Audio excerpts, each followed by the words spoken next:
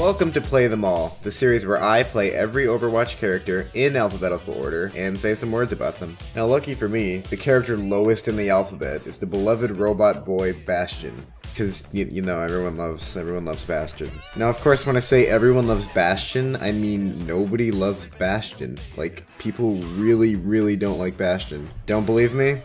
Take a look for yourself. How to play Bastion. Sit in one spot, turn into a turret, and don't move. Bastion is sitting back there like a fucking retard!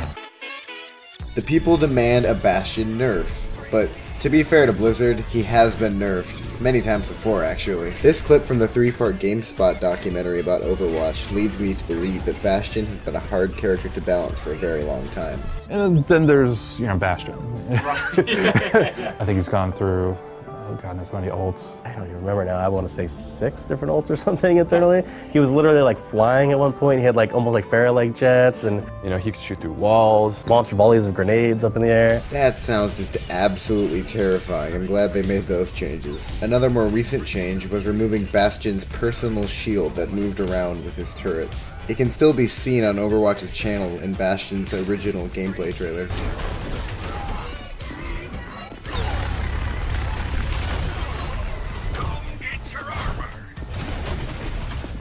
But none of the old changes really matter if the current character is still overpowered. So I guess the question remains, is he? But before that, let's take a look at some lore and see where this robot came from, and how he became the murdering, rage-inducing, play-of-the-game machine he is today. So Bastion units are actually a type of combat robot that were the primary fighting force in the Omnic Crisis. Your boy Bastion from the Overwatch video game specifically had some flaws. Now, if you're anything like me, you probably wondered why Bastion's origin skin was covered in dirt, grass, and flowers, and why it looked like something from his future rather than where he came from. Turns out those flaws were caused by a battle where he took a little bit too much damage, and was left dormant out in the forest for over 10 years. After waking up, he wasn't the same.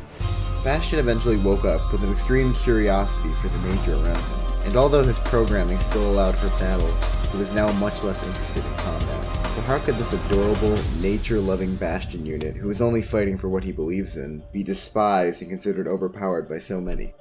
My personal thoughts, I don't think he's overpowered. And no, I'm not just saying this because I think he's adorable. And while we're on this subject, can we talk about his hand for a second? I honestly just find it kind of creepy. I don't know, there's just something off-putting about him having fingers. If they give him one gun arm, I don't know why the other has to be a normal hand. Maybe if he had like a little nub for a hand or something, that'd be kind of cute. Okay, see that? No, that's good. Anyways, where was I?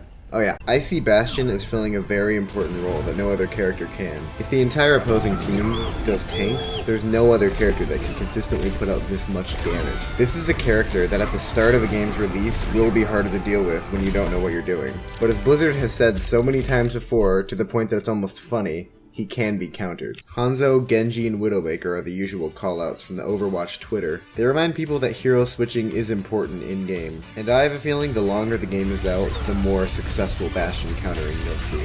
But for now, I'm just gonna keep feeling bad for murdering Zenyatta. And this is...